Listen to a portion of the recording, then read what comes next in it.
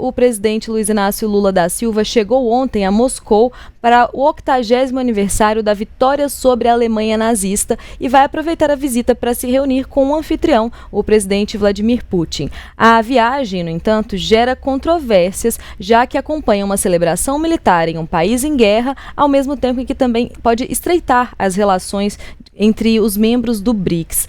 Fred, vamos entender mais sobre essas controvérsias, né, que cercam essa viagem do presidente Lula, que está sendo criticado de um lado, mas que ele justifica de outro, né, o motivo de ter aceitado esse convite? Sim. O dia 9 de maio é a comemoração da Rússia do fim da Segunda Guerra Mundial. O restante da Europa e do hemisfério ocidental considera o fim da Segunda Guerra Mundial hoje, dia 8 de maio, que foi o dia da entrada em vigor do armistício, né, do termo de rendição da Alemanha para os aliados, né? Na Rússia é comemorado no dia 9. E é uma data de muito teor simbólico, tanto da época da extinta União Soviética, quanto para Putin. É uma demonstração de força, é um feriado no país. A Rússia trata a Segunda Guerra Mundial como se chama a guerra patriótica, e normalmente é o momento das grandes demonstrações de força, com desfiles militares imensos. Lula está sendo criticado por ir para a Rússia nessa comemoração, não por causa da Segunda Guerra Mundial, mas por conta da guerra da Ucrânia. A Rússia tem resistido a avançar nesse cessar-fogo. Ele declarou um cessar-fogo unilateral agora nesse período das comemorações, né? Mas o processo de cessar-fogo negociado de forma trilateral com a Ucrânia e Estados Unidos, né, ele por enquanto está estagnado. Nós tivemos aquele avanço do acordo dos minerais entre os Estados Unidos e a Ucrânia, mas agora está se esperando. E há notícias, inclusive, da continuidade de combates na Ucrânia. Além disso, o Lula chega acompanhado de mais ou menos, são 27 líderes de Estado, chefes de Estado. Tem o Xi Jinping da China, mas também tem figuras muito polêmicas, né, como Nicolás Maduro da Venezuela, o presidente de Cuba, alguns ditadores africanos e na Ásia. Então, o grupo gera um certo desconforto e um certo incômodo desse alinhamento que Putin colocou em torno dele nessa celebração, né?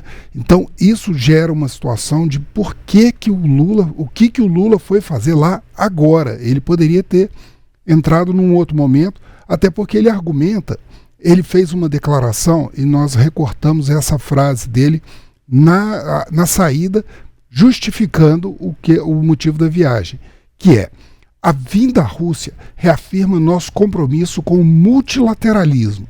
Iremos assinar acordos de cooperação em ciência e tecnologia e buscar a ampliação de nossas parcerias comerciais. Ou seja, o Lula busca a diversificação, né, um movimento de contraponto ao atual momento da política internacional, que está se fragmentando do multilateralismo para vários acordos bilaterais dos países, muito em função da posse de Trump nos Estados Unidos e essa pressão dele nas guerras tarifárias, né, no aumento de taxação, na busca de isolar os países e ele se impor como usar a força da potência econômica e política dos Estados Unidos para assinar tratados unilaterais. E aí, essa busca, né, esse fortalecimento, assim, essa busca de novos acordos, de novas dinâmicas ali com países que são muito poderosos nesse sentido, né, os países membros do BRICS, que é um grupo muito importante, que inclusive foi alvo, né, do Donald Trump também, várias críticas, e a gente vê a questão das sanções em relação à China, das tarifas em relação à China, e aí o Lula busca justamente o que ele diz, né? Ele busca justamente se aproveitar, talvez, dessa viagem, dessa visita, para estreitar esses laços, inclusive com viagem à China em seguida, né? Isso. Ele hoje à noite tem um jantar desses líderes, ele provavelmente já vai encontrar com Xi Jinping e Putin. Amanhã tem a parada militar, né? A situação é bastante complexa, tanto é que os chefes de Estado estão chegando sob proteção e há alertas de ataques de drones, né?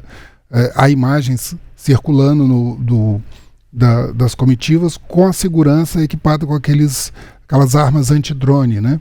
Para interferir no sinal. Então, é uma situação bastante complicada. E Lula, ele se coloca nesse momento na busca de alternativas a esse modelo que está se impondo hoje de relações.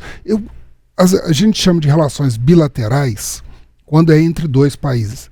Eu falei aqui assim, unilateral, porque o que a gente vê na questão do Trump é exatamente isso. Ele põe o poder para obter vantagens extremas para ele. Ele fez em relação ao BRICS, uma ameaça de taxação superior à que havia para os outros países, o que envolvesse o BRICS, né? Exatamente por causa da questão da China, que é o principal rival hoje dos Estados Unidos. Mas voltando à questão do Lula, né? Se por um lado ele se expõe a essa conjugação de um apoio a Putin e a posição de Putin na guerra, o que, de certa forma, no passado ele já chegou a cobrar da Ucrânia ações em favor da paz, né?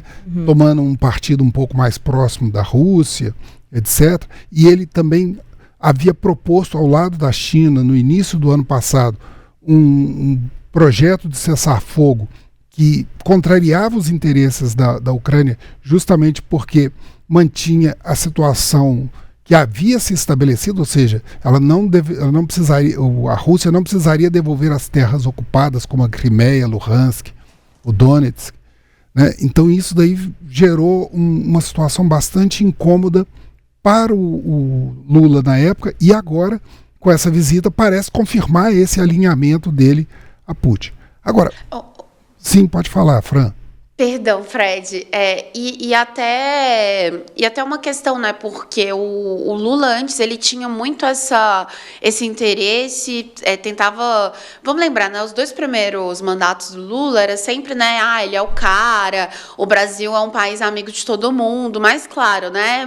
Mudou muito desde então, as relações entre os países também mudaram. A gente já falou aqui também de como que o Lula, às vezes, ele ainda não sacou como é essa nova fase e tudo. E aquela tentativa de tentar ser ali o grande... Porque ele falava muito isso no início, né? De intermediar a paz entre a Ucrânia e a Rússia. Isso caiu por terra há muito tempo, né? Em uma entrevista ao The New York, que foi divulgada hoje, o presidente até... Ele, digamos que ele sai um pouco por escanteio quando ele fala, né, sobre essa questão da Ucrânia e da Rússia. Ele até fala assim, liguei para o Putin e disse, Putin, acho que está na hora de você voltar para a política, acabe com isso, o mundo precisa de política, não de guerra, você faz faltam pessoas à mesa para discutir o que interessa para o planeta. Mas, assim, é muito mais aquela tentativa de fato, se colocar como intermediador, isso já foi por terra há muito tempo, né? Quando se criou, inclusive, aquele mal-estar com o Zelensky, né? Que o Zelensky e outros membros do governo da Ucrânia, inclusive, responderam de forma forte o governo brasileiro, né? Aquela coisa de, amigo, não faz isso, você tá fazendo feio. É basicamente isso, essa fala, né? Assim, vamos lá. Mas aí justamente nesse sentido a gente tem esse espaço, né, Fred, que se abre para esse tipo de crítica, assim, para esse apoio, porque na Ucrânia não tem visita, né? Exato. E ele realmente, assim, ele contraria inclusive a tradição diplomática brasileira, que é de um não alinhamento, né? Ele sempre se coloca... E teve muitos momentos em que o Brasil foi chamado para ser esse intermediador de paz, justamente porque ele se mostrava equidistante das partes, né? Ele buscava ter esse movimento, e até durante a Guerra Fria, em um determinado momento da nossa política externa, nós nos colocamos de forma distante e igualmente aberta para negócios, tanto dos Estados Unidos quanto do bloco soviético. Tanto é que, apesar da história diplomática do Brasil com a Rússia datar de 1830, mais ou menos 1828, mesmo com resfriamento após o início da Guerra Fria, na década de 80, que foi o auge da Guerra Fria, Ronald Reagan contra o Leonid Brezhnev, o Brasil estava iniciando contatos diplomáticos, tinha representação comercial e aumentando a sua exportação para a Rússia. Ou seja, ele conseguia se manter equidistante, né, politicamente e lucrar comercialmente, que é mais ou menos feito de uma forma, eu acredito hoje, mais atabalhoada, que o Lula está fazendo. O que ele está de olho, né, é no fortalecimento de um bloco que é um bloco gigantesco economicamente, é um bloco muito forte. Nós preparamos um slide mostrando as relações comerciais do Brasil com os BRICS e a relação do Brasil com os Estados Unidos, e vamos mostrar aqui os dados. Ou seja, com os BRICS, o Brasil tem um volume de 121 bilhões de dólares em exportações. Com os Estados Unidos, 40 bilhões. Nós importamos 88 bilhões de dólares dos BRICS. Basicamente, óleos, né, óleos refinados, fertilizantes, principalmente da Rússia, né, e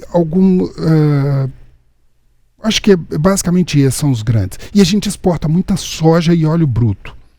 Aí nos Estados Unidos, nós temos 40% de importação. Ou seja, você vê, nós temos uma balança mais ou menos equilibrada, só que com os BRICS nós somos superavitários. Então é uma possibilidade de negócio. E é uma corrente política que vem se expandindo, né? O BRICS, só para a gente dar um resumo, surgiu mais ou menos em 2006, né, da união de Brasil, Rússia, Índia e China. Em 2011 entrou a África do Sul. Aí formou-se o BRICS. Nesse ano de 2024, houve a confirmação de uma ampliação com a Arábia Saudita, Emirados Árabes, Irã, Egito e Etiópia. Ou seja, esse grupo se tornou um grande bloco, mais ou menos 1/4 do comércio mundial e 1/3 do PIB global, né? Que é um grupo bastante intenso, muito forte, com muita capacidade de negociação. E pode se contrapor a outros blocos importantes, como a Europa, né? Ele pode negociar de forma mais intensa. Agora, tem alguns problemas muito graves. A capacidade de negociação de unidade dentro desse grupo não é alta. A receptividade de novos, ainda há outros países que estão candidatos a entrar no BRICS. Até tem essa arte. Nós temos esse também. Aí entra o grande problema que a gente vê. Você tem países importantes, como a Turquia, né? O Vietnã, que é uma potência, e a Malásia também, que são duas potências econômicas do Sudeste Asiático. Mas nós também temos muitos países com déficit democrático muito intenso. Por exemplo, aliado da Rússia, Belarus, né? Própria Cuba. Nós temos ali, a Turquia vive um período muito conturbado com o Erdogan, em que as relações internas não são consideradas completamente institucionais. Há muito problema ainda. Então, isso daí o BRICS ainda não é uma capacidade de responder coesamente, né, ou com bastante união. E há essa disputa. As figuras de Putin e principalmente Xi Jinping se destacam muito mais e têm muito mais poder dentro do bloco do que o Brasil. A gente tem uma situação, então, né, pelo que você traz, Fred, de que são países que economicamente têm uma importância ali, que nessa junção conseguem se fazer negócios importantes, mas que politicamente, em relação de política interna,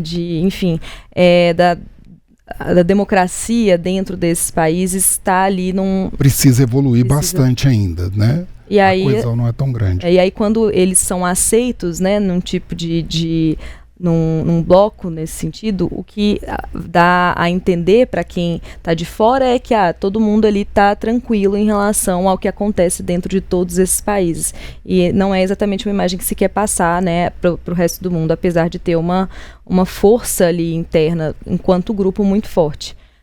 E aí o Lula finaliza essa viagem, então, para a Rússia e vai para a China em seguida. Isso. Aí já nos dias 12 e 13 ele tem uma reunião na China com Xi Jinping diretamente. Aí ele vai tratar de outros negócios, né? E realmente aí vamos ver como que vai ficar a reação da Casa Branca em relação a isso.